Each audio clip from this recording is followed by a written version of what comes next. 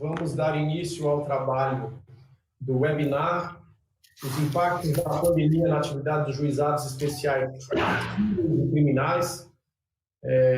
O webinário este é idealizado pelo Conselho de Supervisão dos Juizados Especiais, órgão, né, da Corregedoria Geral da Justiça. Vamos dar início ao trabalho do webinar da Corregedoria Geral de Justiça do Estado do Maranhão, pessoa na qual eu saúdo inicialmente, né, como espectador, o Corregedor Geral da Justiça, desembargador Paulo Velten. Saudar também os demais membros do Conselho de Supervisão que são espectadores, o vice-coordenador Nelson Martins, membro juíza Márcia Chaves, doutor Talvico, também juiz de direito, e o nosso desembargador José Bernardo, que também integra o respectivo conselho. Fazendo a saudação ao dileto colega doutor Alexandre Chini, atualmente juiz auxiliar do CNJ e com uma vasta experiência no âmbito dos juizados especiais para poder compartilhar com a gente. Bom, o nosso webinário ele vai tratar sobre os impactos, né, da pandemia no âmbito dos juizados especiais e também vai englobar, né, tendo em vista que a Lei 9.099 completa 25 anos de vigência, sobre os seus efeitos, né, na melhoria da atividade jurisdicional. Atualmente, a Lei 9.099, né, os processos que tramitam sob sua jurisdição abarcam nada mais, nada menos do que 35% do acervo do Judiciário Nacional. Essa lei que entrou em vigor ao final de 1995.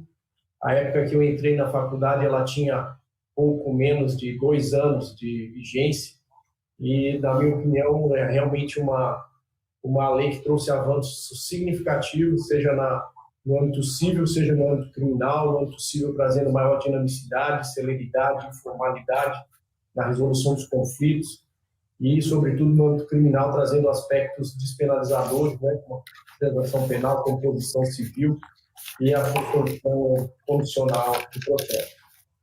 Bom, nesse webinário, eventuais perguntas podem ser feitas através da plataforma do YouTube. Existe um chat, onde ao final as perguntas serão direcionadas aos respectivos participantes. O Dr. Alexandre Chini vai tratar inicialmente sobre das questões atinentes aos processos cíveis e o desembargador José Bernardo tratará sobre os aspectos criminais. Vou fazer uma breve apresentação do Dr. Alexandre Chini. Dr. Alexandre Chini é graduado e pós-graduado pela Universidade Gama Filho, possui curso na área de Direito do Consumo pela Universidade de Quebec, no Canadá, também pela Escola Superior de Ciências de Consumo de Portugal, é professor de graduação e pós-graduação da Universidade Salgado Oliveira, e tem uma dedicação à atividade de juizados especiais de longa data.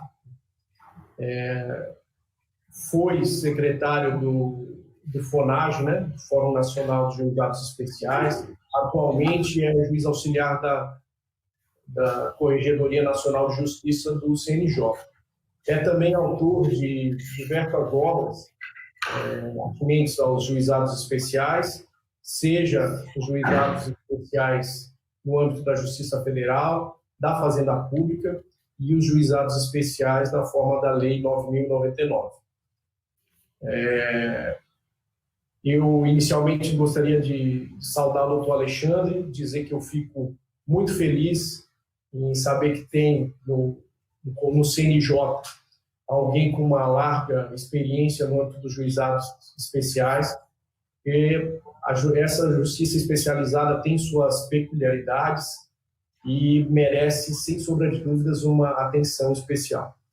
Então, doutor Alexandre, boa noite, a palavra é sua. Quando precisar, a gente está à disposição, inclusive para, eventualmente, auxiliar aí nos slides da apresentação. A palavra é sua. Bom, eu queria, primeiro, agradecer, né, a oportunidade de participar, né, com muita honra, né, que eu participo desse seminário digital Impactos da Pandemia na atividade dos juizados especiais cíveis, juntamente com o desembargador José Bernardo Rodrigues, vice-presidente do Tribunal de Justiça do Estado do Maranhão, e com o colega juiz de direito Arthur Gustavo. E também eu queria saudar a todos que estão assistindo na pessoa do meu fraternal amigo, né, que me convidou, inclusive, para participar desse evento, o desembargador Paulo Walten, que é atualmente o corregedor-geral de Justiça do Estado do Maranhão. Bom, o tema que foi proposto foi a pandemia, né, os impactos da pandemia no sistema dos juizados especiais cíveis. Eu, para fazer essa apresentação, como estou no CNJ, participei lá do grupo de estudo que elaborou o diagnóstico que foi apresentado no CNJ, na comemoração de 25 anos, e também procurei alguns amigos que eu tenho aí, que trabalham em juizados especiais cíveis, no Brasil todo, para ver como é que está funcionando nos estados e como funcionou. Então, eu tive contribuição do Johnny, que é lá de Rondônia, do Rosevaldo e da Fabiana Peregrino, do estado da Bahia, do Fernando Guem, que é do Paraná, do Antônio Francisco Ligeiro, fraternal amigo do Rio de Janeiro, da Ana Luísa Câmara, aqui de Pernambuco, e do Arthur Gustavo, que me ajudou muito. Bom, como o Arthur falou, nós estamos comemorando os 25 anos dos juizados especiais cíveis. Importante destacar a verdadeira revolução que foi criada por esse sistema que libertou, né, o cidadão das amarras formais do processo conservador ordinário que existia também naquele período, né, possibilitando o acesso direto à máquina judiciária e o exercício da cidadania e, consequentemente, a inclusão social. Né? Então, a Lei 9.099, ela, com todas as ferramentas que ela possibilita ao próprio cidadão, né, até 20 salários mínimos, ele pode vir sem um advogado, isso empoderou o cidadão e ele trouxe também a inclusão daqueles que não tinham acesso à justiça, porque os juizados especiais cíveis, ela não demanda custas só para você poder recorrer, então, aquelas demandas reprimidas, enfim, trouxe uma situação nova, né? Só para que a gente tenha uma ideia hoje da dimensão dos juizados especiais cíveis, mais da metade das ações que ingressam na justiça brasileira são distribuídas aos juizados especiais cíveis.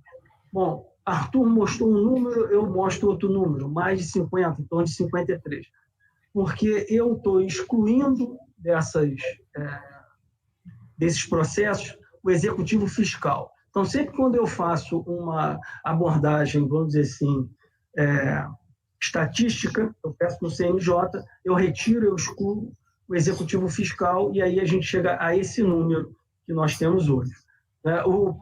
E, veja bem, essa ferramenta, os juizados especiais cíveis, ela se mostrou muito eficiente durante esse período de pandemia, não só pelos critérios informadores, né, da simplicidade, da informalidade, da economia processual, mas, sobretudo, pelo princípio da oralidade e da sumariedade, entende? E o princípio maior dos juizados, que é o da consensualidade, que está lá no artigo 98. Eu vejo 3 princípios constitucionais nos juizados especiais cíveis.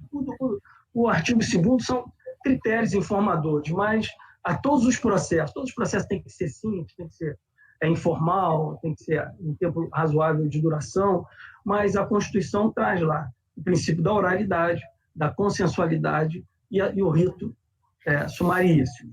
E essas ferramentas possibilitaram que o juizado especiais cíveis ele se adaptasse de uma forma muito mais eficiente às varas cíveis, às varas criminais, aos juizados da infância e da juventude e outros sistemas que não tinham essa flexibilidade, essa deformalização procedimental que o sistema dos juizados permite. Então, só para que a gente tenha uma ideia, recentemente, o plenário do Conselho Nacional de Justiça, quando do julgamento do pedido de providência 92, 95, 89, eu me lembro muito que o ministro Humberto foi relator, assegurou a todo cidadão que não está assistido por advogado o direito de peticionar diretamente pelo sistema do PJE no âmbito dos juizados especiais civis, desde que tenha uma assinatura digital. E o estado do Maranhão, ele já, como de Goiás e como outros estados, ele já se utilizava da ferramenta do WhatsApp para intimação de processo, das partes, né, para o andamento dos processos. E isso também foi reconhecido pelo plenário do CNJ, quando também do julgamento de um PCA, né, que é o 3251/94, que possibilitou que regulamentou a aplicação desse aplicativo para efeito de intimação do Brasil inteiro. Ele era originário do estado de Goiás. E há pouco tempo veio uma nova alteração da Lei 9.099, que é absolutamente pertinente com essa situação de emergência que a gente estava vivendo, que é a Lei 13.994, né, de 2020, que alterou a Lei 9.099, artigo 22, para possibilitar a conciliação não presencial no âmbito dos juizados especiais civis. Essa é a alteração legislativa, que teve, inclusive, parecer positivo do FONAS, o Ricardo Cunha que fez, se eu não me engano. Junto com as resoluções do CNJ e a disponibilidade de uma ferramenta exclusiva, gratuita, para todos os tribunais utilizarem, não obstante o Tribunal do Maranhão já ter uma ferramenta própria, facilitou que os juizados especiais civis não parassem. Na maioria dos estados, não parou. Então, o primeiro registro que eu gostaria de fazer com relação a uma pesquisa que foi feita no estado de Rondônia, que foi disponibilizado pelo Johnny, né? O NUPEMEC, do estado de Rondônia, ele fez uma pesquisa que intitulou NUPEMEC Quero Ouvir Você, né? Audiências virtuais. A pesquisa foi feita com partes, com advogados, enfim, com as pessoas que são usuárias do sistema, e se apurou, por exemplo, que 95% dos entrevistados desejam a continuação das audiências de conciliação por videoconferência. 90,4% gostariam de não mais se deslocar até o fórum. Então, veja, a situação de emergência, criada por essa situação de saúde pública, ela pegou todo mundo de surpresa. Mas alguns tribunais estavam mais preparados para essa surpresa. Mas o que ficou assim, bem evidente é que houve uma mudança significativa. E essa mudança, ela me parece que é irreversível, até para que esse aprendizado e essas tecnologias que foram disponibilizadas, elas não fiquem só como registro histórico de um momento muito difícil da humanidade.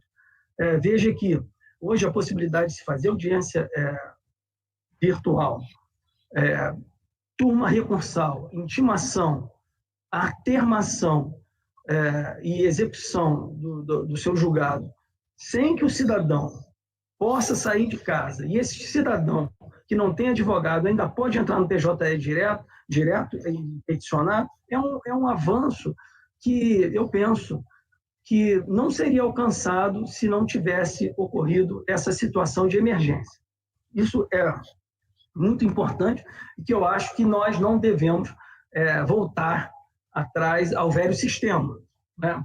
É evidente que algumas medidas que foram adotadas em alguns estados, também emergenciais, como julgamento antecipado da lide e outras, elas são situações que não se compatibilizam com o sistema dos juizados num momento, vamos dizer, de normalidade, porque o próprio artigo 98 da Constituição diz que a consensualidade é um princípio fundamental dos juizados especiais civis. E outra, vamos dizer assim, referência, no artigo 3º da Lei 9.099, quando ela trata da competência do próprio sistema, ela diz que, o artigo 3º, os juizados especiais civis têm competência para a conciliação, o processo, o julgamento das causas cíveis de menor complexidade, assim consideradas. Aí ela vai dizer lá, em razão da matéria, em razão do valor da causa. Mas um artigo, o parágrafo 3º desse artigo é importantíssimo, quando ele se refere que a opção pelo procedimento previsto nesta lei importará em renúncia ao crédito excedente ao limite dos juizados, estabelecidos neste artigo, excetuada a hipótese de conciliação. Então, veja, o juizado especiais cíveis ele tem uma fase de estabilização de sua competência.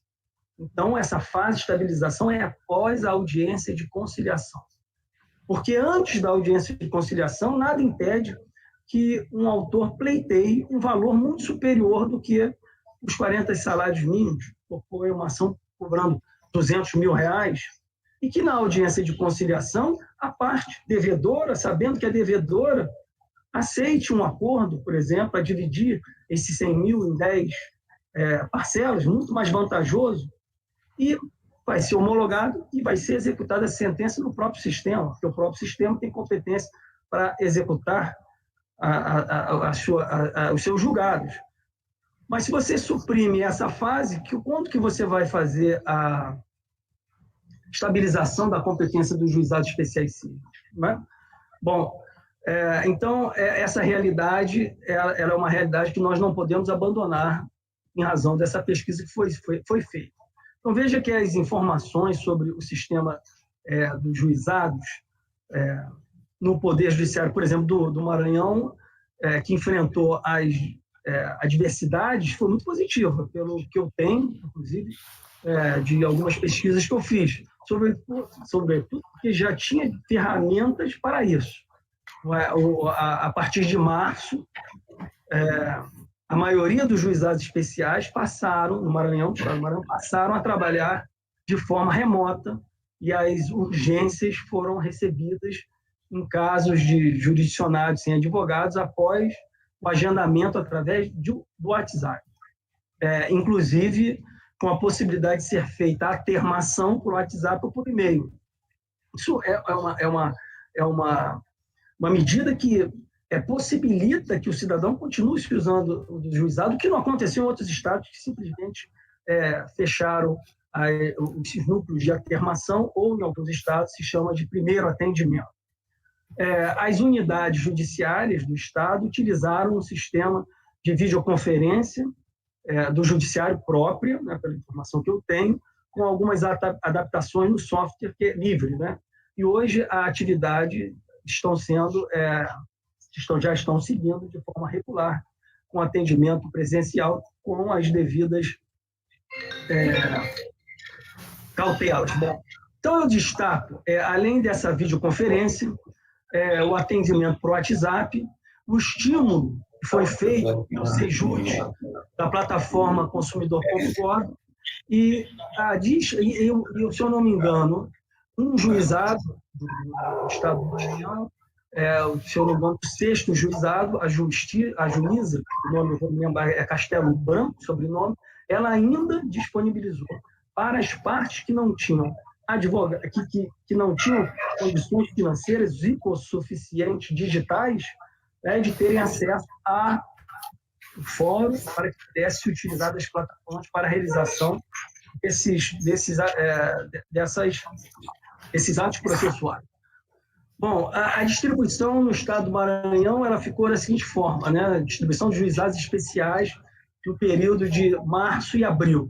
7.907 processos, total, sendo 3.555 para a capital, 4.352 para o interior. Distribuição nos juizados especiais cíveis no período de maio a junho.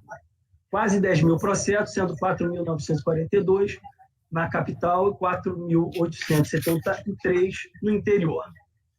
Bom, de maio a junho foram realizadas 4.666 audiências por videoconferências, 1.691 na capital e 2.975 no interior. As turmas recursais, as 9 turmas recursais também não pararam. As turmas recursais, cíveis e criminais, todas as turmas realizaram audiências virtuais. Videoconferência apenas as unidades de Imperatriz, Bacabal, Chapinha, né? E Presidente Dutra e Pinheiro. Bom, essa é a realidade do Estado. Os juizados especiais cíveis, como proposta de solução de conflito, segundo de forma sumarizada, flexibilizada e desformalizada, segundo o diagnóstico elaborado pelo grupo de trabalho, né, que eu tive a honra de participar do CNJ, presidido pela conselheira Candice Galvão Jobim e instituído pela portaria do presidente ministro Toff, que observou vários panoramas sobre os juizados especiais cíveis que a gente pode tratar de outro tema. Mas com relação à pandemia do Covid, considerando as circunstâncias relativas à pandemia do Covid-19 e todas as adaptações que tiveram que ser realizadas, nós perguntamos, né, a todos os estados acerca de quais foram as mudanças promovidas no regime e na organização do trabalho. Dessa forma, eu vou destacar aqui as informações que nós recebemos, que é o quadro geral que o CNJ tem com relação a essas situações, respostas das capitais e cidades do interior. Percebe-se que a medida mais adotada pelos juizados especiais cíveis são aquelas relativas à adoção do trabalho remoto, 95,6% nas capitais e 97% no interior. A suspensão das audiências ocorreu em 92% dos casos. A suspensão dos prazos processuais em 89% dos casos na capital e 91% dos casos no interior. Nesse contexto, o atendimento se reduziu de forma significativa, considerando que as audiências realizadas por videoconferência chegaram ao máximo de 30,30%, quase 31% nos casos das capitais e 24% no caso do interior. O maior destaque foi para a disponibilidade do equipamento de tecnologia e informações para manter os profissionais trabalhando em casa. Essa foi uma crítica que foi feita. Os profissionais não tinham equipamento. 92% dos juizados adjuntos e 94% dos juizados autônomos fizeram esse tipo de consideração negativa, né? Segundo outro item foi o acúmulo de processos em razão da suspensão dos prazos, né? E o ponto positivo é que tanto os magistrados quanto os funcionários não necessitaram de um treinamento para usar essas ferramentas. Então, isso é o ponto positivo. Veja bem, o Tribunal de Justiça de Pernambuco, por exemplo, editou uma instrução normativa, conjunta número 8, que autorizou os juizados especiais cíveis a realizarem audiências por meio de plataformas disponibilizadas pelo CNJ. Então, eles passaram a fazer as suas audiências e as suas conciliações, e eles já usavam a intimação do WhatsApp, e agora eles estão fazendo outras alterações, convênios, entendeu? Para aprimorar mais a atividade. Com relação ao Estado do Rio de Janeiro, por exemplo, a Comissão dos Juizados Especiais editou a Recomendação 1 de 2020, que regulamenta a realização de audiências não presenciais, quando não for possível julgamento antecipado da lista. Então, o Estado do Rio ele tem que ser observado de uma forma diferenciada. Por quê? Porque ele é o Estado que representa 22% de todas as demandas distribuídas no país. Em razão disso, é evidente que ele teve que optar pelo julgamento antecipado, não obstante a regra, a Constituição, ser um princípio constitucional, a consensualidade, mas foi uma questão, eu não participei, mas acredito que uma visão dos dados estatísticos que se apresentavam naquele momento. Se for possível, passar o slidezinho que eu trouxe, só para fazer uma coisa bem rápida, porque meu tempo já está acabando, né? Eu acho que eu ainda tenho mais 5 minutos. Não, tem mais, fica à vontade.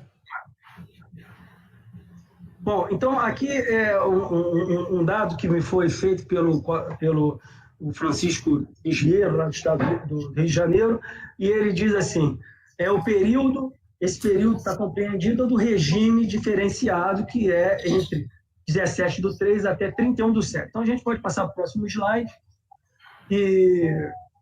Bom, aí, então, nós temos aí os processos arquivados. O que está em preto é o mesmo período do ano passado. E o que está em amarelo é o período compreendido entre 17/3 a 31/7. Então, veja a diferença dos processos arquivados. Mais descendo mais um pouco, nós temos aí as audiências realizadas. Veja que com o julgamento praticamente de forma antecipada, as audiências realizadas de conciliação e as audiências de julgamento praticamente acabaram, se extinguiram. Foram poucos juízes que continuaram. O juiz Alexandre Correia Leite, de Petrópolis, ele continuou realizando, ele usou o Cisco-EBEX, está muito feliz com essa ferramenta e continua cumprindo o rito da Lei 9.099, como foi idealizada pelo legislador, pelo estudo do Rui Rosado, por exemplo, que foi a base para que o deputado Nelson Jobim, né, apresentasse o seu projeto de lei, que acabou sendo incorporado pelo projeto numa emenda aglutinativa, que foi o relator o Ibrahim Abiac, que juntou o projeto do Nelson Jobim com o projeto do Michel Temer. A Lei 9.099 é isso. E hoje a gente não comemora, na verdade, 25 anos da Lei 9.099.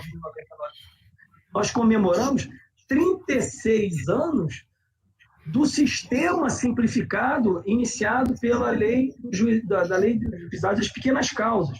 Porque se você pegar e ler a exposição de motivos apresentada pelo ministro Nelson Jobim, quando ele apresentou o projeto de lei, ele diz lá que a Lei 9.099 se utilizou da mesma forma, dos mesmos dispositivos legais da Lei do Juizado de Pequenas Causas.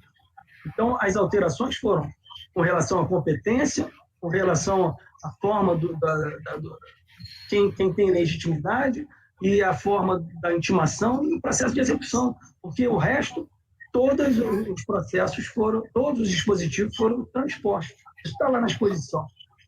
E, bom, passando para um outro slide, a gente observa que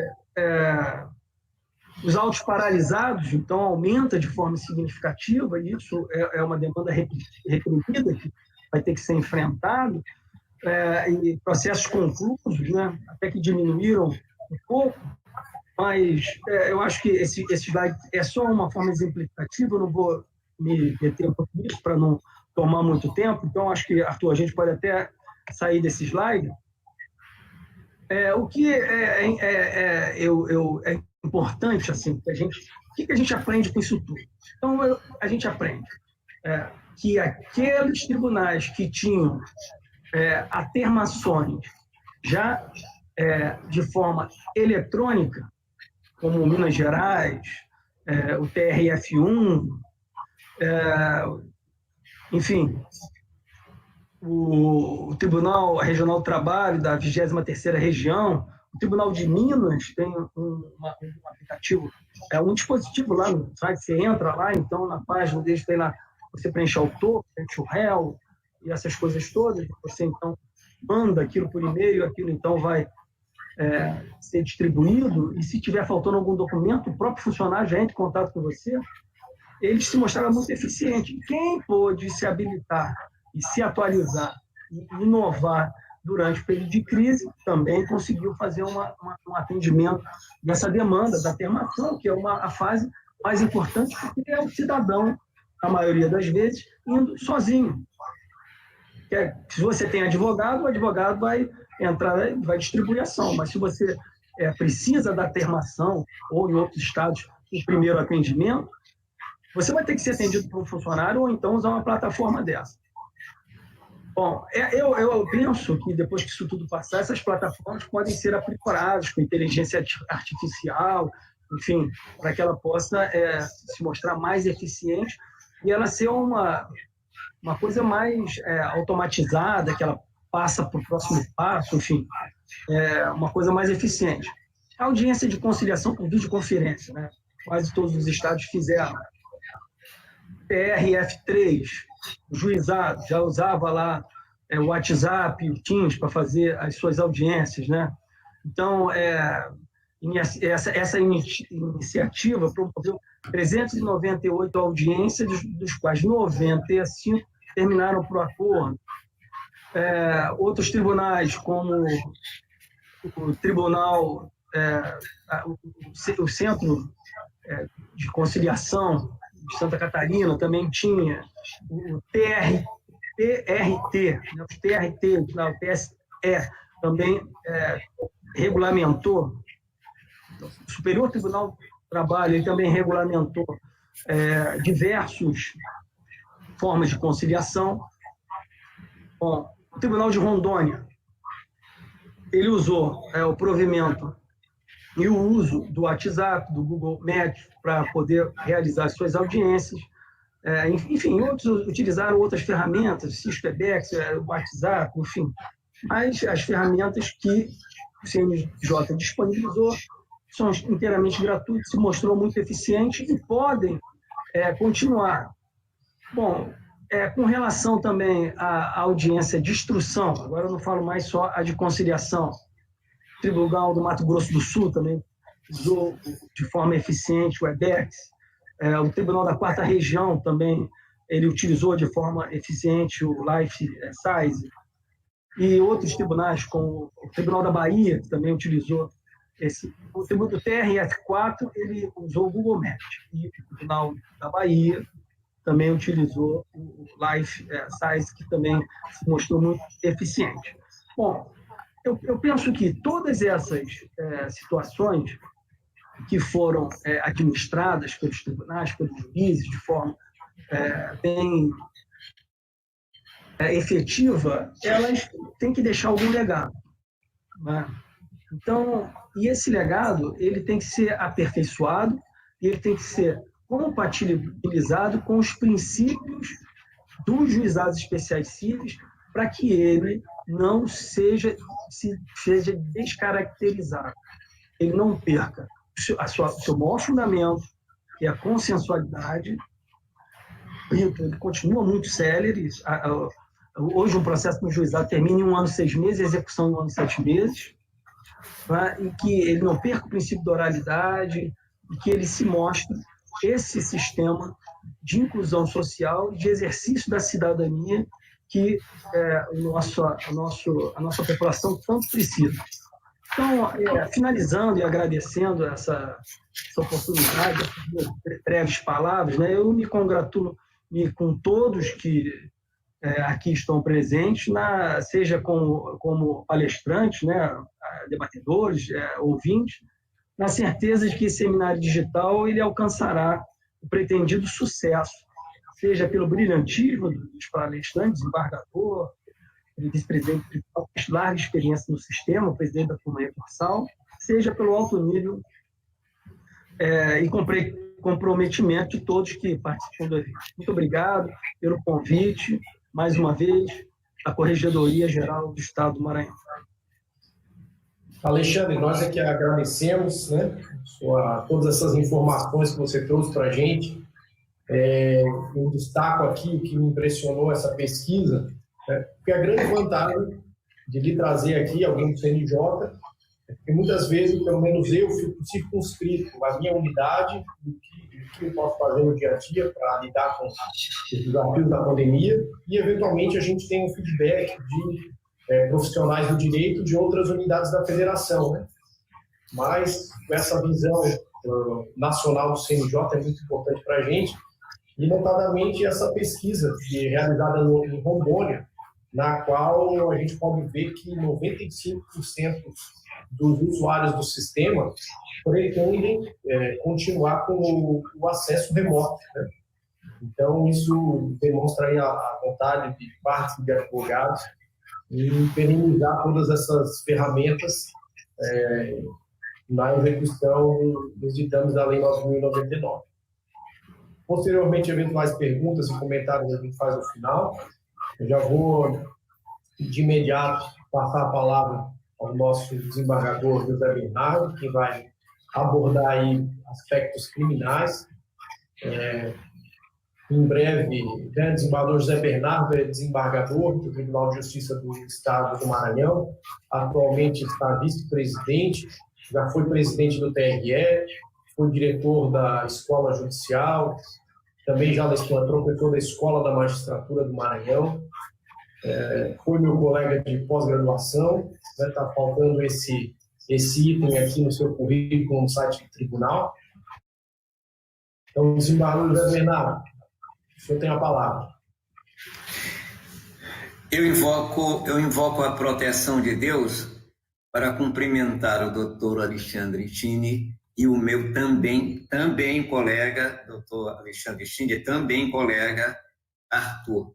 Mas eu quero também agradecer aos colegas, ao desembargador Paulo Sérgio Beltrão Pereira, corregedor, jovem corregedor, com muito futuro na magistratura, doutora Márcia Cristina Coelho Chaves, não sei se o doutor Alexandre conhece, mas é uma das colegas da melhor qualidade, como temos muitas colegas de ótima qualidade no Maranhão, o nosso colega Nelson Ferreira Martins Filho, colega Talvique Afonso Ata de Freitas, e o comandante deste evento, que é o doutor Arthur Gustavo Azevedo do Nascimento. Então, eu tive o prazer de ouvir o doutor Alexandre Chini, porque as informações todas tecnicamente colocadas, elas são deveras de muito valor, muito importante, inclusive nesse momento. A minha fala vai ser mais breve, porque as informações técnicas, reais, estatísticas, já foram passadas pelo Dr. Chini. E os princípios reais, os fundamentais também do juizado, também na área criminal, são praticamente os mesmos da área civil. Então, não preciso repetir, porque ficou posto com tanta clareza, tanta simplicidade, que não há razão para que nós tenhamos que repetir aquilo que já foi dito. No entanto, me ocorre, para não ficar também sem falar nada, me ocorre que me assusta o que eu encontrei de informações aqui das unidades de juizados do Maranhão. Eu não pude separar, doutor Arthur, os processos julgados dos que estão ainda estão em execução de decisão com os que estão em andamento. Isso me assusta. Mas falar de juizado fica um tanto fácil, porque eu preciso relembrar, e foi por isso que eu fiquei contente também com este convite, é que logo que eu vim para São Luís, promovido do interior de Timon para São Luís, logo eu fui colocado no juizado naquela época, em 1996, o doutor Chini, acho que antes do nascimento dos colegas, né? Faz tanto tempo, e eu fui escolhido para a implantação do juizado lá no Selma. O juizado do Selma hoje é um juizado enorme, aquela coisa toda, mas não era assim. No começo da universidade, a sala era uma sala pequena, uma espécie assim de porão, chegava no Selma e descia para poder ir para aquela sala, aquela salinha, e na época o corregedor era o desembargador Antônio Fernandes Banhma Araújo. Ele, jovem também naquela época, muito enérgico, muito produtivo, muito todo, me escolheu. Eu fui olhar o local, e ele então, depois que eu olhei o local aqui em São Luís, ele me levou para Santa Catarina, Florianópolis, para conhecer um juizado. Imagine, Arthur, porque o doutor conhece para lá aquelas coisas todas lá de perto dele, imagine eu ter que instalar, trabalhar, calouro, recém-chegado do interior para a capital, para cuidar de um juizado, coisa nova, sem nenhum parâmetro de jurisprudência, de doutrina, de coisa nenhuma, numa salinha, num cubículozinho apertado, e ele me leva para ver Florianópolis. Eu fiquei assustado, mas o desembargador Bueno, que eu conheço, é muito mais novo do que eu, é claro, mas ele é decano do tribunal, mas é muito mais novo do que eu. E ele é muito competente, e eu não podia dizer a ele que isso não daria certo, porque eu sei do jeito que ele é, e ele diria, logo assim, de plano, ele diria que eu estaria correndo, me acovardando, e estava fugindo da raia, e essa coisa toda, fui eu, então, enfrentar este juizado. Os funcionários, os jovens, formidáveis jovens que estão todos formados, estudantes do SEUMA, e todo dia eu tinha uma briga com uma pessoa que eu considero um anjo no meu caminho, que quando eu entrei na faculdade, Direito da Rua do Sol, faculdade pública, maravilhosa, minha escola de faculdade, maravilhosa, não pode ter melhor, é muita saudade de lá dos 5 anos da Faculdade de Direito de São Luís, na Rua do Sol, de frente ao Teatro Arthur Azevedo. E o que acontece? O doutor José Maria Cabral Marques chegou um dia na sala e perguntou quem queria fazer um estágio. Estágio, conversou, ia coisa de 19 para 20 anos, e a nossa turminha, que eu tinha uma turma unida que gostava de estudar, todo mundo quer e tudo mais, ele conversou um pouco, e aí veio a ducha de água fria. Ele disse, ninguém vai receber nada, não paga, não tem pagamento, não tem vantagem nenhuma. Parou aquilo assim, todos assustados, um olhou para o outro, mas nós vamos assim mesmo. Ele então fez um seminário de uma semana na antiga Escola de Administração Pública, e nos levou para a Secretaria de Administração. Passados uns 2 meses, dada aquela vontade de trabalhar, aquela animação toda, ele chamou a secretária e disse, vê se paga aí tal dinheiro assim. Uma coisa que naquela época foi um dinheiro tão grande, honesto, correto, trabalhando, e doutor Alexandre Chini, meu jovem colega também, Arthur, foi o estágio que virou o primeiro emprego, e até hoje eu estou empregado. Então não posso deixar de me lembrar daquele anjo que passou na nossa vida, porque foi um homem cultíssimo, reitor de universidade, secretário de Estado, professor, coisa sensacional. Pois bem, com essas coisas, aí eu fui encontrar este meu anjo da guarda lá no SEUMA. E eu vi aquela coisa acanhada, eu falei com ele da grandiosidade de Florianópolis. E todos os dias ele era muito assim, ele vigiava muito, ele ia ver como é que estava o juizado, e eu, suavemente, sem arrogância, sem nada, eu dizia para ele as coisas que não podiam ficar daquele jeito, que eu já tinha visto outras coisas, que nós precisávamos aumentar. Eu acho que foram uns 6 meses daquela conversa no ouvido dele. Aí um dia, para minha felicidade, ele chegou no juizadozinho pequeno e me convidou, vem aqui, por favor. Atravessou o prédio, Arthur, do SEUMA, bem de frente, ele disse, acabamos, de tanto lhe ouvir, acabamos de adquirir aquela área para a construção do juizado, que vai ser aqui para frente aí. E aí sim, aí tem um juizado montado, como Arthur conhece, grande, com assistência, com tudo, naquela coisa. Este convite, então, me fez lembrar daquele momento, quer dizer, sem parâmetro nenhum, nós conseguimos fazer aquilo. E eu fiquei marcado com o juizado. Passamos bastante tempo no juizado e eu verifiquei desde lá, apesar das novidades legais e de todo o avanço, eu fiquei prestando atenção num detalhe. O juizado depende, sobretudo, dos senhores juízes jovens. Depende, pessoalmente. É uma coisa que vai ficar como de pai para filho, de irmão mais velho, se a juíza é a mãe e a irmã mais velha, tem que ter paciência, tem que ter assim aquele tato para poder envolver essa gente que vai para o juizado, porque certa vez um senhor, ele chegou bravo, danado, e as estudantes que trabalhavam lá, ele olhou e ele entendeu que essas mocinhas, todas assim bonitas, não vão compreender a gente, não vão ouvir a gente, não vão não vão receber a gente. E ele ficou decepcionado, porque ele foi tratado melhor do que tratado na casa dele.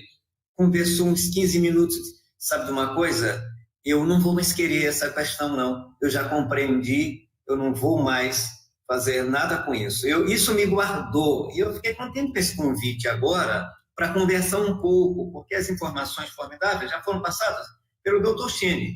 Eu vou comentar algumas coisas da área criminal, que é a área que me deixa bem à vontade. Quando falo na área criminal, eu fico muito à vontade de ser advogado criminalista, fui no tribunal do júri. Essa área me deixa à vontade. Mas os princípios e as coisas, o comando, o rumo de juizado, legalmente, doutrinariamente, o Dr. Chini já definiu. Me causou espécie, é isso, essa novidade desta mudança. O Dr. Chini viu como é que o juizado trouxe uma mudança enorme para a conduta, para esse envolvimento do Poder Judiciário, e falou com muita propriedade na deformalização. Diminuir aquele peso da forma maior, mais importante, que é a essência, que é o interesse, que é o direito material das pessoas. Isso que me chamou a atenção, porque quando eu invoco a proteção de Deus, hoje, não é como alguns colegas desembargadores de fazendo gozação, diz que é porque eu já estou prestes a prestar contas, já estou tirando a carta de seguro. Não é só isso, não. É olhando para trás e verificando o quanto a fraternidade, o sentimento de fraternidade, faz com que parece que a gente se sintoniza, se pluga nessa força que existe imanente no universo. E então passamos a ter ideias e opiniões que parece que as pessoas entendem melhor, acolhem melhor. E eu conseguia, então, as conciliações. As brigas maiores, senta aqui, vamos conversar, contava muito da minha origem, que a origem do negro pobre, mais de pai e mãe, que eu tive pai e mãe, 10 irmãos, e tinha respeito, tinha tudo, aquela coisa toda, e as pessoas compreendiam isto e saíam do problema, facilitavam a resolução do problema. Então, isso me lembrou muito, porque o juizado hoje, os colegas são da melhor qualidade, todos conhecem essas coisas do juizado. Por um lado, conhece e deu saudade daquele ótimo trabalho. Do outro lado, não conhecemos nada do Covid-19. Nem o que, nem como e nem quando. As inteligências maiores aí pela face da Terra ainda não definiram o que, nem como, nem quando. E essa coisa terrível veio fazer o que o Dr. Chini já disse, veio modificar na raiz, na base, todo o comportamento da humanidade. Parece até coisa assim, de lá de cima, vocês não querem me ouvir pelo caminho melhor, pela fraternidade, pelo respeito ao outro. Esse aqui é o melhor caminho de vida, de convivência, então vocês vão resolver isso na taca. E taca violenta. Está todo mundo perdido, sem saber bem o que vai fazer, e foi obrigado a mudar de vida. Obrigados a mudar de vida. Essa situação real é que nós vivemos, sobretudo eu, bem mais sofrido que os dois. O que eu vejo, então? Antes desse Covid, eu lia como curioso, encontrei na livraria um livro colorido e meio laranja com vermelho, com aquela cor bem muito chamativa, e o título Gestão do Amanhã. Folhei, aí achei curioso e li antes do Covid.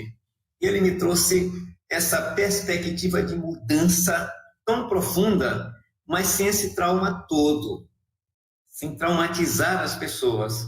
E, de repente, nós temos a mudança traumática, feroz, vai ficar, como disse o Dr. Chini, como todos já têm consciência que ela tem que ficar, ressalvando-se alguns aspectos, sobretudo na nossa área jurídica, e em especial na área penal, por causa das prisões que podem acontecer ilegalmente, por causa de de certa compreensão com referência a esse termo circunstanciado que causou uma confusão tão grande a ponto de envolver o Supremo Tribunal Federal, como coisas que eu não pude compreender, ou talvez compreenda e não queira aceitar o que eu compreendi, porque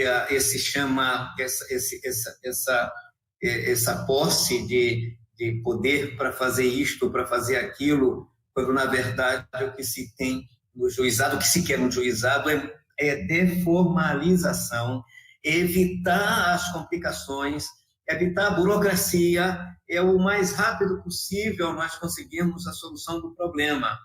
E então se pretende que eu é que tenho que fazer isso, você não pode fazer isso nem aquilo. Isso me chamou muita atenção. Então a palavra que eu encontrei nesse livro, Gestão do Amanhã, que ela pela fonia dela, ela já diz de algo muito pesado: disrupção. Então, o Covid veio fazendo uma disrupção. A palavra até soa como algo muito pesado, quer dizer, cortou na raiz pensamentos, relacionamentos, profissionalidades, essas coisas todas, para que a gente tenha uma nova mente e que possa pensar realmente que a natureza humana ela se constitui não só do físico, não só do físico, não só do intelecto e do espírito, mas também tem o emocional. Se estas forças não tiverem uma evolução harmônica, nós não vamos lograr êxito em ter um pensamento lúcido para com a vida, conhecer-se, conhecer o outro, para que possamos escolher um querer sadio e um agir que não venha ferir o direito alheio, não venha machucar a si mesmo e o outro. Então, enquanto nós não tivermos essa dimensão da natureza humana e do valor humano, o valor humano, nós somos valorados, quer seja preto, quer seja branco, gordo, magro, com qualquer opção religiosa, qualquer que seja, nós vamos ser valorados pelo nosso pensar, pelo nosso querer, pelo nosso agir. Doutor Chinha e meu prezado jovem colega, eu tirei uma palavra da tríade francesa, eu separei, eu tirei igualdade. Estou botando a cara à tapa, porque eu sei que vou apanhar bastante. Eu estou tirando a igualdade, porque eu não consigo, na minha idade, com muitos cabelos brancos, ver a igualdade em coisa nenhuma. Eu consigo ver a liberdade, que é algo monumental, maravilhoso, dosado pela dignidade, liberdade com dignidade, e ainda enfeitada com a fraternidade. Se eu posso ser livre para pensar, para agir com dignidade, eu não vou ferir o outro. Se eu tenho liberdade e dignidade e eu ainda sou fraterno, eu estou a dizer a todos, eu não sou a cereja do bolo. Eu não sou o mais importante. Eu quero só apenas conviver e ser feliz. Eu posso atestar isso porque eu sei o que é preconceito, eu sei o que é pobreza, e isto não impede que a gente seja feliz. Não impede, porque a construção de personalidade, de caráter, forjada pelos pais, trabalhadores e honestos, fez com que a gente pudesse viver simplesmente à custa do suor do rosto, não querer nada do outro, até aprender, encontrar num livro maravilhoso o que é talento, as palavras do talento, e saber que na mesma atividade vai ter sempre alguém melhor. Vai ter sempre alguém melhor. E quando a gente se olha, se enxerga, que vê o talento que possui, os dons que possui, isso causa um certo alívio, e aí a gente sente realmente o que é a liberdade. Quando eu fui jogador de futebol profissional, por acaso, apanhava em casa por causa da bola, porque eu mais velho, e não podia tinha um medo da gente se perder do caminho, sair da escola, aquela coisa toda. Mas quando alguém se responsabilizava, eu era levado para jogar já no aspirante do motoclube, Arthur. Eu sou motense aqui em São Luís. Comecei lá no aspirante do motoclube. Quando eu entrei na faculdade, o pai já arrefeceu um pouco. Mas na minha época, 21 anos era menor de idade, 20 anos era menor de idade. Então o pai, entre aspas, ralhava. Olha, vocês têm que fazer assim, não tinha que levantar pescoço, não, tinha que obedecer. Mas depois eu consigo um emprego, esse estágio que virou o primeiro emprego. E então eu passo a ajudar um pouco e aí a coisa já muda, a gente já tem mais um pouquinho de força em casa. Fui ser jogador, então, profissional, eles não tiveram mais força. Joguei. E eu vou contar isso não como assim, um enaltecimento meu, que eu quero voltar à parábola dos talentos. E aí, então, joguei. Como eu não bebia nem fumava, só fui fazer essas coisas depois da faculdade, depois de trabalhar, para não dar trabalho a ninguém. Então, eu fui considerado, muita saúde, eu fui considerado craque revelação. Eu não acreditava, porque eu tinha visto Pelé jogar. Eu não podia estar no nível de Pelé de forma nenhuma, não é por sentimento de menor, por ser menor. A realidade, eu vi ao vivo, de perto, Pelé jogando. Eu joguei numa partida na preliminar e o Santos jogou em São Luís, na principal, eu fiquei dentro do campo, olhando todos os movimentos. Até que eu encontro a parábola dos talentos. E a parábola dos talentos me diz que tem talento 1, tem talento 2, tem talento 3, na mesma atividade. Se não desenvolver os talentos, nós vamos perder. O que acontece? O princípio da igualdade me parece colocado muito errado, porque as pessoas dizem que você pode alcançar o que o Chine alcançou. E isso não é verdadeiro. O doutor Chine tem o talento dele. Tem um talento que é dele, tem os dons dele, vai ter a facilidade de compreender esse mecanismo das coisas jurídicas. Outros não vão ter, não vão gostar. Então, por que eu estou dizendo isso? Para voltar aos juizados, aos litígios. Muitos litígios têm acontecido por conta disto. As pessoas querem o que o outro tem. A nossa Constituição não diz que todos são iguais, ponto.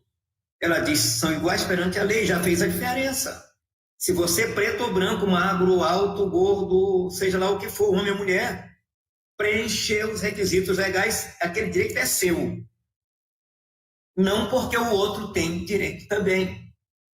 Eu digo dessas coisas porque eu estou observando os números dos juizados criminais, eles estão muito grandes, mesmo por essas questões de menor potencial de ofensa.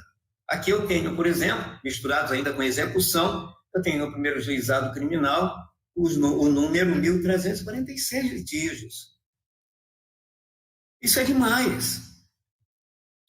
Vai num rumo dessa natureza, nós não vamos funcionar como juizado para atender os princípios constitucionais de brevidade, de celeridade, de leveza, de tudo isso que me encantou quando eu ajudei a implantar o primeiro juizado, fui lá no Selma. São os números que eu tenho. É claro que aqui não é só processo, Arthur, não estou te entregando, não. São processos também que já estão em fase de execução e tudo mais. Mas um movimento muito grande para uma unidade exclusivamente de juizado criminal.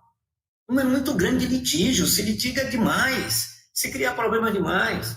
Aproveitando essa oportunidade, eu digo que, inclusive, me parece errado a ideia de que o problema é do magistrado. O problema não é do magistrado, o problema é do cidadão. Que o magistrado existe pelo conhecimento técnico dele, pela formação dele, para poder ajudar a resolver o problema que é dele. É ele quem está litigando, criando esse problema, dificultando a vida dele mesmo. Então, eu tenho essas observações, com essa disrupção, que isso veio para ficar, para mudar tudo, mas na área criminal, doutor Alexandre Chine, o Arthur também sabe, está vivenciando com ela, exige mais a presença do juiz. Área criminal. Área civil, bem disponíveis, que podem ser harmonizados com facilidade, mas um tapa no rosto, não, mesmo sem lesão, sem nada, um tapa no rosto é algo que deve doer muito. Mesmo no futebol, onde os tapas são ocasionais, a gente sente muito. Imagine alguém agredido sem nenhuma razão de ser, e depois uma simples cesta básica, uma coisinha dessa, quer dizer, resolve o problema. Quer dizer, o problema é juridicamente, tecnicamente, profissionalmente, mas vai resolver o problema. A nossa área criminal é diferente. Ela precisa de uma assistência desse conhecedor das leis, tem que ser um paizão, um irmão mais velho, um orientador, da mãezona. Me lembro logo da nossa colega Márcia Cristina Coelho Chaves. Que criatura maravilhosa. A gente olha para ela, já pensa na harmonia, na paz, porque é assim que ela é, nossa colega Márcia, dentre as outras, que as outras não me joguem pedra, porque eu também. O nome dela é porque ela está integrando aqui o conselho, mas como exemplo, essa coisa toda do juizado, sobretudo o criminal. Eu tenho o que fazer agora na área criminal. Na área civil, o doutor Chine já disse da evolução de tudo, é possível resolver os problemas com maior facilidade à distância. Mas o que fazer na área criminal? Me parece que as audiências nós vamos ter que enfrentá-las. E eu aproveito para dizer a todos que estão olhando, porque eu estou sozinho aqui, estou na casa da minha filha, do meu genro, porque na minha casa resolveram bronquear a internet, aí tudo, logo hoje que eu precisava. Aqui perto, vim para cá, estou supondo. Mas eu estou aqui devidamente instrumentalizado aqui. Se entrar qualquer pessoa, eu estou aqui desse jeito, estou sozinho aqui com isso. Então, a situação nossa, do juizado criminal, ela vai exigir um certo sacrifício dos nossos colegas, mantendo a distância, usando o álcool gel, cuidando dessas coisas todas para a gente poder cumprir a nossa missão. O Conselho Nacional de Justiça, conforme abordado pelo doutor Chine, ele instrumentalizou normas, elas são detalhadas, tudo para a gente poder seguir. Nós não precisamos nem tanto da preocupação em criar normas, porque elas já estão, inclusive eu estou com todas elas aqui, irmão, mas vai precisar na área do crime, do juizado, vai precisar da atuação pessoal do colega. Não é que tenha que se expor ao Covid, mas ele vai precisar disso. Eu tenho, conforme já dito, acho que está com o quê? Com 10 minutos, né? E eu quero só abordar para encerrar, porque eu não tenho o que dizer tecnicamente, porque os princípios do juizado todos estão lá, foram abordados pelo Dr. Chine. Agora é operacionalizar, é trabalhar, como fazer. Fosse eu, que apesar eu sou do grupo de risco, Dr. Chine. O que acontece é que, por obra e graça dessa força maravilhosa, eu nem espirro eu tenho, nem nada, mas eu não estou abusando. Eu tenho ido ao tribunal sem abusar, porque me parece que eu, a essas alturas, ficar em casa vai ser um prejuízo muito maior. Então, estou usando, não é para desafiar, vou devidamente aparelhado, tudo, distância e tudo direitinho, e a vontade de continuar trabalhando. Mas eu vou ler o final de um texto do Dr. Marcelo Boatem, presidente da Associação Nacional dos Desembargadores, uma preocupação que eu estou comungando com ele. A letra está bem pequena, mas eu vou conseguir ler. Ele diz: bom lembrar que o próprio Corregedor Nacional futuro presidente do STJ, ministro Humberto Martins, defendeu a importância e a necessidade da presença do juiz nas comarcas. Ele aproveitou este gancho das comarcas, presença na comarca. Por certo, seria insuportável saber que nas pequenas e médias comarcas estariam presentes prefeito, presidente da Câmara de Vereadores, promotor de justiça, defensor, delegado de polícia, polícia militar, médico, bombeiros, padre, pastor, etc., e o magistrado em home office. É expor o magistrado? Não é isso, mas, sobretudo, na área penal, na área criminal, tem certas coisas que necessitam da presença do colega. Outras, nós podemos continuar com tranquilidade, sem nenhum prejuízo à distância, mas na área criminal, nós precisamos disso, porque as pessoas estão como que perdidas, estão sem rumo, ninguém pode olhar de forma diferente para uma pessoa, ela já pensa que é um ataque, alguma coisa dessa natureza. Então, a minha participação foi só para observar estes detalhes. Eu estou comungando com o nosso presidente, Marcelo Boatem. Não vou exigir que ninguém compareça. Se tem fórmula para resolver os problemas, é coisa do juiz, é coisa pessoal dele, para continuar essas atividades, continuar a não deixar o Poder Judiciário mais exposto do que ele já vem sendo. Então, no balanço, a minha participação era só isso, porque os detalhes técnicos, as coisas a necessidade também da presença do juiz, porque o início do processo do crime, o juizado é diferente, ele já vem lá da delegacia, então tem isso de composição de danos, tem as penas diferentes, há muito assim de pessoal, de olhar, saber quem é que está ali diante de nós, para que nós possamos decidir a situação dele. Eu estou muito contente em ter participado e ter ouvido esses dados todos do Dr. Chine, que vem do Conselho Nacional de Justiça, porque o meu dever, não é muito, eu não queria muito não, mas é o meu dever saber das coisas de juizado, porque eu estou vinculado com o juizado, agora estou vinculado com o juizado. Então me interessou eu participar e tenho voltado a estudar as coisas do juizado, que há muitos anos eu não estudava, porque não tenho lido mais, não tenho nem lidado com essa matéria. Obrigado, meus prezados colegas, obrigado, estou às ordens. Desembargador José Bernardo, nós que agradecemos, né? O senhor, como sempre, nos brinda aí com sua experiência, aliada ao conhecimento filosófico, que sempre nos leva a refletir, né? Indiretamente aos fins da justiça, aos fins dos juizados especiais.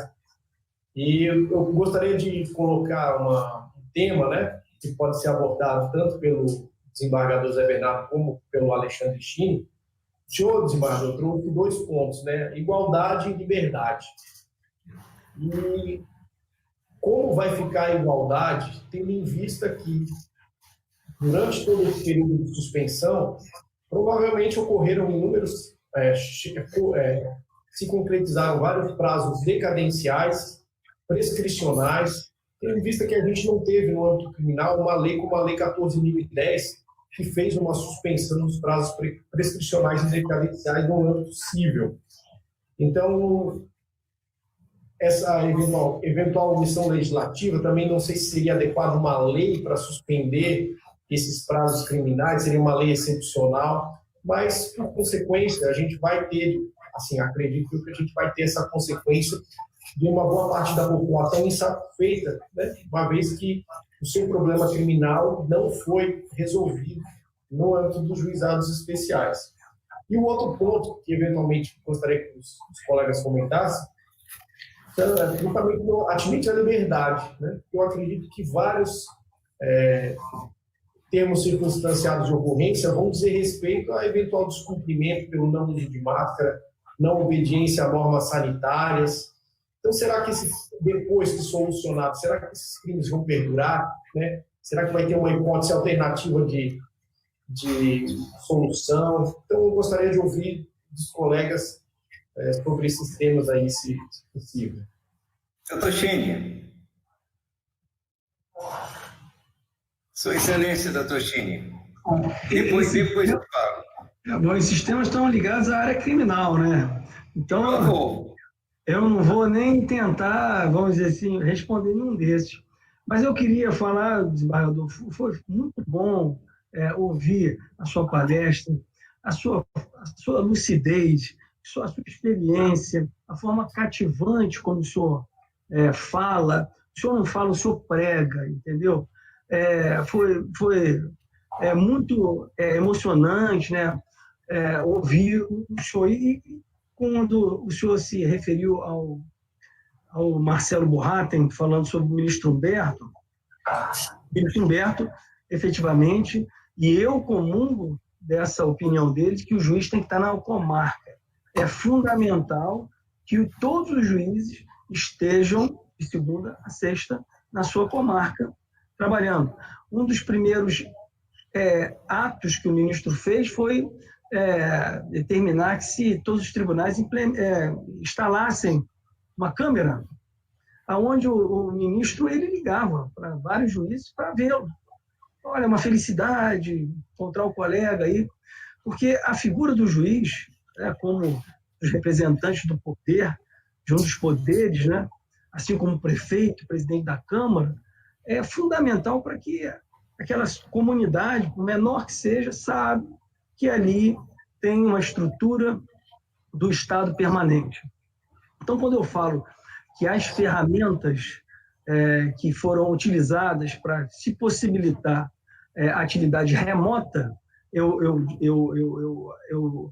admito essa utilização para facilitar o acesso do cidadão e do advogado, mas sempre o juiz na comarca se utilizando essas mesmas ferramentas, de forma presencial, porque várias situações podem ocorrer que demandem o contato direto e a população gosta de conhecer o juiz dele, gosta de saber das decisões, do comportamento moral, do comportamento ético, filosófico, enfim, isso, o juiz presente, ele engrandece não só o poder judiciário, mas a própria sociedade e o exercício da cidadania. Com relação à questão de direito penal, eu não vou nem enfrentar. Mas olha, Arthur, doutor Chini, veja só essa questão do transcurso dos prazos, transcorrer prazos. No artigo 5º da resolução do CNJ 329, eu anotei mais ou menos isso aqui para fazer uma analogia. Falhas de conexão de internet, o equipamento de áudio e vídeo. Bom, o que diz lá o artigo 5º? Se acontecem essas falhas que não são da pessoa, ela não vai pagar. Não vai pagar porque transcorreu o prazo, porque aconteceu isso, tudo mais. Assim também me parece, nesse momento aí de pandemia, que as normas, as formalidades, eu vou usar a palavra que ficou bem bacana, a deformalização, usada pelo doutor Chini, a deformalização. Vamos tirar esse peso, seguir forma, quando, na verdade, por exemplo, vou arriscar, por exemplo, o artigo 5º da Lei de Introdução às Normas do Direito Brasileiro. Ela é mais velha do que eu. E o artigo 5º, ele trazia dois fundamentos para a aplicação da lei. O fim a que a lei se propunha e o interesse social. Vamos ver agora o artigo 8º do Código de Processo Civil, o 8º. Olha o espectro, o tamanho das razões para a aplicação da lei. Acolheu esses dois do artigo 5º e veio mais proporcionalidade, e veio, porque eu não estou com ele aqui agora, e veio aquela ampliação toda para a aplicação da lei. E mais uma coisa, eu me enganei agora, não é mais a aplicação da lei, é a aplicação do ordenamento jurídico. Tudo em favor do cidadão, em favor da pessoa humana. Então, aquilo tudo que não causa prejuízo, a conduta que não causou prejuízo ao outro, só porque formalmente ela estava posta em um preceito penal, nós devemos puni-la, aquela conduta. Então, veja bem, o artigo 386 do Código de Processo Penal, no inciso 7º, ele traz uma razão para absolver que nós não temos aplicado muito. Mesmo com materialidade e autoria, se vai perquirir a necessidade da condenação. E essa necessidade de condenar, ela não está solta lá no Código de Processo Penal, não. Ela está no 59. O 59 me parece que são 12 os critérios para que se possa aplicar a pena, 12. Deles, um é a necessidade para a aplicação da pena. Agora volto a outra coisa, essa orientação maravilhosa. No livro maior que eu já li, que eu recomendo leitura, porque ele é acima de ideologias políticas, de religião, de tudo, que é a Bíblia, que também tem religião, lá nós temos no Eclesiastes que tudo depende do tempo e das circunstâncias. Tudo. Conforme as circunstâncias você vai verificar agora, pandemia, quem é o fulano? É uma pessoa que nunca tinha se envolvido com nenhum delito, foi ocasional. Então, esse conjunto de coisas que o juiz tem que estar presente para ver, para valorar, para examinar e verificar se há necessidade de continuar um processo. Na minha Câmara Criminal, que era a minha Câmara Criminal, algumas vezes, 3, 4, nós aplicamos o 386, não foi para ser bonzinho, é porque não se justificava mais a aplicação de uma pena. Processos que rodam 10, 15 anos. Olha, teve um fato, que esse eu posso relatar rapidamente. Houve uma acusação de estupro. A moça era daquelas grande, muito bonita, que dificilmente, à primeira vista, você vai verificar se é menor de 14 anos. Não houve reclamação inicial. Depois, por algumas coisas que aconteceram, ela resolveu acusar o professor. O processo rolou 5 anos, 8 anos, até a condenação dele, numa comarca do interior.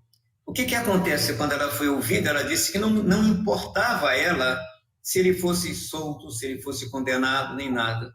O que a gente depreende disto? Que ela não teve nenhum prejuízo se é que aconteceu aquele problema. Então, a Câmara absolveu por falta de prova suficiente para uma condenação, quando ele já tinha uma esposa, um filho de 8 anos e outro de 6 anos de idade, família organizada, vida organizada, não praticou mais nada na vida. Como vai tirar esse cidadão daquela família por uma coisa que o próprio interessado disse que não se importava? Então, essas coisas que na área criminal a gente tem que enfrentar, a gente tem que valorar, tem que sentir. Então, lá realmente esse ponto ele pode ser aplicado, né, justamente como tese para a aplicação dos eventuais crimes de desobediência aí, né, no caso de não cumprimento. Vamos ver a necessidade. Olha só o que eu tenho ouvido, aliás, em casa também. Eu, graças a Deus, doutor Alexandre, eu tenho 4 netos, Eu estou aqui na casa de duas netinhas, uma de 8, vai fazer 10 anos, a outra de 7, até outra de 2 e pouco, e tem o Bernardo, de 5 meses, é uma homenagem ao velhinho aqui, né? Então, está suprindo essa coisa que essa pandemia veio trazer, ninguém pode sair de casa. Então, você me verifica, eu deixei de jogar a bola oficialmente, mas nós batimos nossa bola toda semana. A bola é zoada, é grito, é abraço com gol, essa coisa toda. Está com 5 meses que eu não faço isso. Então, vê como mudou a vida, radicalmente mudaram a vida para mostrar que a vida não é só aquela que a gente vinha curtindo. Então, nós vamos ter que enfrentar as circunstâncias. Qual o prejuízo causado? Veio agora, doutor Chin sabe, está da área civil mesmo, sabe que também a lei de introdução às normas do direito brasileiro, ela veio acrescentada de muitos dispositivos. E o que acontece? Um deles que é na área da administração pública, tem que haver um erro grosseiro ou dolo. Então, o crime formal, me parece que a pandemia levou ele também. Levou ele no português errado, mas foi levado o crime formal. Formal, só porque está dito no texto legal, não tem nenhum prejuízo, ninguém sofreu prejuízo, ninguém sofreu nada, e aí nós vamos condenar? Mas deixa o doutor Chin falar também, que eu já estou precisando de água. Com relação a essa questão dos prazos, né? Isso. Teve um julgamento, né? Eu falo do pedido de providência, 4106 de traço 34, né? Ele o requerente é a Ordem dos Advogados do Brasil, seção São Paulo, requerido é o Tribunal de Justiça de São Paulo, que editou uma normativa que trata sobre o prazo, né? Os prazos e a suspensão de prazo lá.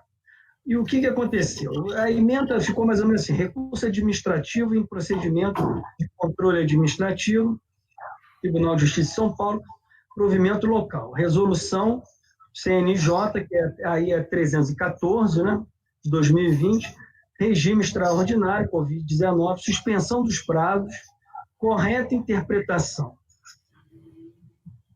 contrariedade às normas editadas pelo CNJ, inocorrência, recurso improvido.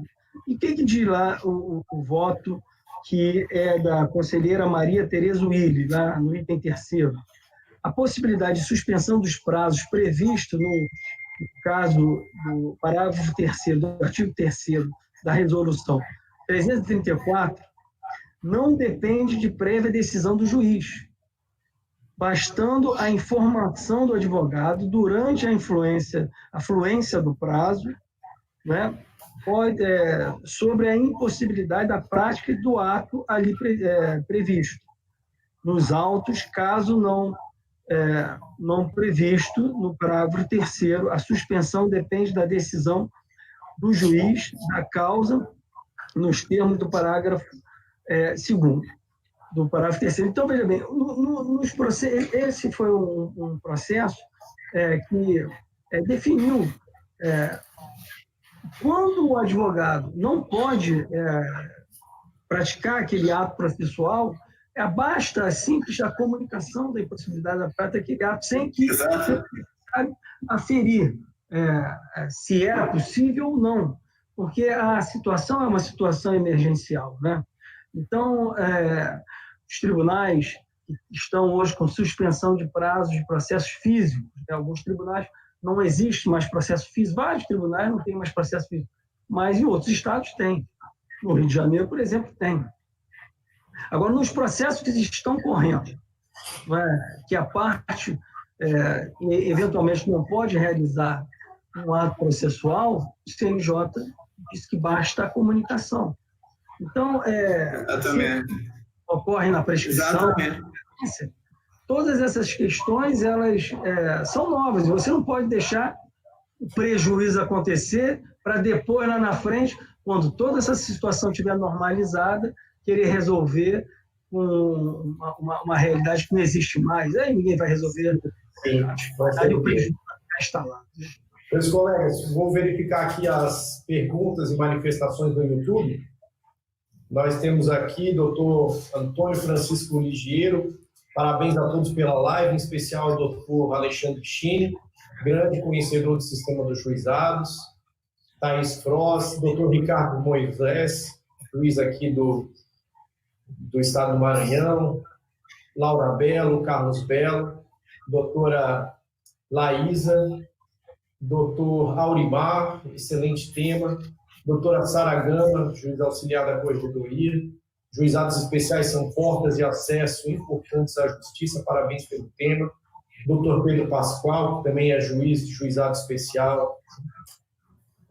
Doutor João Francisco Gonçalves Rocha, também é juiz de juizado, foi juiz coordenador do Conselho de Supervisão da gestão passada, excelente iniciativa, parabéns. Vital importância, parabéns ao colega Chini. Doutor desembargador Jamil Gedeon, também presente aqui. Doutor Pedro, através do Juizado Especial Civil e Criminal da Comarca de Açailândia, também mandando suas felicitações. Márcio Rodrigo, Constantino Bonfim do Nascimento, esse é meu pai, então é suspeito. Domínio excelente do assunto pertinente, parabéns ao trio. A Yane Carvalho, doutor André Cortez, meu grande amigo, né, juiz, colega, juiz lá do estado do Rio de Janeiro, colega do Chini. Obrigado, André, pela audiência. Laura Rabelo, agradecendo a apresentação. Doutora Diva, também a utilização dos canais informatizados para a comunicação entre o jurisdicionado e o Poder Judiciário é um ponto positivo, um ganho no meio dessa pandemia. Parabéns a todos pela live. Ismael Ximenes, Auriana Martins, servidora da Corregedoria, também presente. Gerlane Cruz Oliveira. PJ e juizados criminais, quando será a realidade? Tem data para começar? Doutora Generlanes, os processos criminais no juizado especial eles vão começar assim quando for disponibilizado também para os processos criminais. Então, acho que já está agendado. Proximamente a gente vai ter essa novidade, vai ter que trazer muita celeridade e mais segurança para a tramitação dos processos criminais. Temos aqui também felicitações de Eduardo Augusto Sá Costa Leite, acredito que seja irmão do nosso colega José Augusto Sá Costa Leite. Igor Azevedo, Maikson, Rebeca, José Edilson Caridade, também colega juiz aqui do Estado do Maranhão. Muito legais as reflexões. Jânio Portilho, colega servidor lá de Pedreiras. Eduardo Henrique Fer, também presente, doutor Eduardo. Márcio Rodrigo, doutora Gisele, doutora Diva. Armanda Regina de Azevedo Nascimento, minha mãe também, essa é suspeita, mandando parabéns. Meus colegas, são essas, então, as considerações, né? Acredito que pelos comentários ali no YouTube foi muito bem recebido o tema e as informações trazidas por vossas excelências. E eu gostaria, então, em nome do Conselho de Supervisão dos Juizados Especiais, que é o órgão da Corregedoria de Justiça, agradecer a participação do desembargador José Bernardo, do doutor Alexandre Chini, juiz auxiliar do CNJ, né, contribuíram muito no desenvolvimento desse tema. E agradeço e desejo uma boa noite a todos. Muito obrigado.